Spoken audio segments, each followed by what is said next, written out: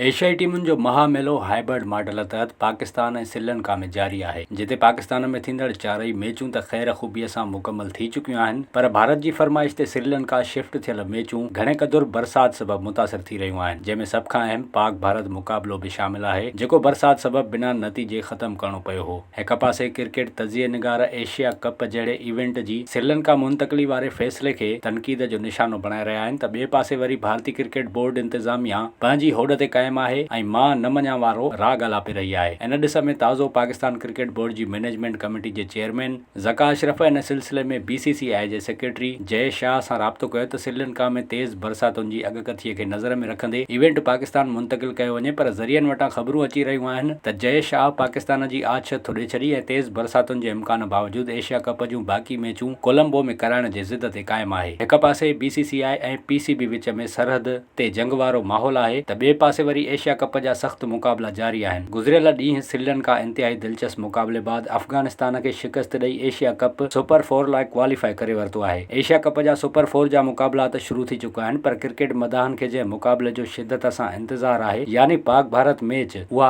आचर जे ॾींहुं कोलंबो में शेड्यूल आहे। पाक भारत मुक़ाबले बाबति क्रिकेट पंडितनि जो ख़्याल आहे त टूर्नामेंट जे पहिरें मरहले में पाकिस्तान जे पेस अटैक जेको हशर भारती बैटिंग लाइन जो कयो, इन मां अंदाज़ो लॻाए सघिजे थो त पाकिस्तान मेगा इवेंट लाइ केतिरी तयारी सां मैदान ते लथो आहे। तजिए निगारनि जो चवणु आहे त जेकॾहिं ईशान किशन ऐं हार्दिक पांड्या कुझु मुज़ाहिमत न कनि हा त भारत खे बुरी शिकस्त जो मुंहुं ॾिसणो पवे हा। तजिए निगारनि तरफ़ां पाकिस्तान जे वेझे माज़ी में हिक ॾींहं वारे फॉर्मेट जी कारकर्दगी खे नज़र में रखंदे इहो चयो पियो वञे त भारत तरफ़ां मिलियल 267 रन्सुनि जो हदफ़ पाकिस्तान आसानी सां हासिल करे वठे हा, छो त भारतीय बॉलिंग लाइन अप में पाकिस्तान पेस अटैक जेतिरी क़ाबिलियत ई न आहे। हिक अहम मुक़ाबले जे रस्ते में रंडक खड़ी करे क्रिकेट पुरस्तारनि खे मायूस करे छॾियो। भारतीय बॉलिंग में केतिरो दम आहे, इन ॻाल्हि जो अंदाज़ो इन मां लॻाए सघिजे थो त नेपाल जेका पहिरियों भेरो एशिया कप खेॾी रही आहे, इहा पाकिस्तान जे पेस अटैक आॾो जिते 104 रन्सुनि ते ढेर थी वई हुई, इन भारतीय बॉलरनि ख़िलाफ़ मैदान खे चइनी पासे आज़ादाणा स्ट्रोक खेॾी 230 रन्सूं ठाहे इहो वाज़े करे छॾियो त न त हिन बॉलिंग लाइन में एॾो दम आहे, न वरी इहा कंहिं बि रीत पाकिस्तान जे बैटरनि खे परेशान करण जी सलाहियत रखे थी। भारतीय बॉलिंग लाइनअप जी जेकॾहिं ॻाल्हि कजे त बुमराह जी वापसीअ सां कुझु उमेदूं त जागियूं आहिनि, पर हू हिक साल खां पोइ टीम में वापसी करे रहियो आहे ऐं एशिया कप जहिड़े वॾे इवेंट खां अॻु हुन रुॻो हिक सीरीज़ खेॾी आहे, साबिक़ आयरलैंड जहिड़ी टीम ख़िलाफ़, जॾहिं त मोहम्मद सिराज हलंदड़ साल जनवरी में आख़िरी भेरो ऑस्ट्रेलिया ख़िलाफ़ भारत जी नुमाइंदगी कई हुई। मोहम्मद शामीअ खे पिणु डिघे अरसे खां पोइ टीम में शामिल कयो वियो आहे, पर नेपाल ख़िलाफ़ अहम मैच में जिते भारतीय टीम खे बुमराह जहिड़े बॉलर जी सख़्त ज़रूरत हुई, हू ओचितो टीम खे छॾे ॾे वापसि रवानो थी वियो, जंहिं बाबति टीम मैनेजमेंट तेसि ताईं को जवाब या बयान जारी न कयो जेसि ताईं पाण बुमराह इहा ख़बर ॾिए त हू पंहिंजे पुट जी पैदाइश जे सिलसिले में भारत आयल आहे, जंहिंमां पिणु BCCI जी नाअहली ज़ाहिर थिए थी। भारतीय बॉलरनि जे ज़िक्र खां पोइ जेकॾहिं ॻाल्हि कजे पाकिस्तानी बॉलरनि जी, त गुज़िरियल 4 सालनि दौरान ऐं ताज़ो एशिया कप परफॉर्मेंस खे ध्यान में रखंदे क्रिकेट एक्सपर्ट तोड़े मदाह ग्रीन शर्ट्स खे न रुॻो एशिया कप पर आलमी कप लाइ बि फेवरेट करार ॾेई रहिया आहिनि ऐं चई रहिया आहिनि त हाणे पाकिस्तानी टीम न रुॻो भारत खे आसानीअ सां मात ॾेई सघे थी, पर दुनिया जी कंहिं बि टीम जूं वायूं बदाल करण जी सघ रखे थी। क्रिकेट तजिए निगारनि जो ख़्याल आहे त पाकिस्तान एशिया कप तोड़े आलमी कप जे सभ खां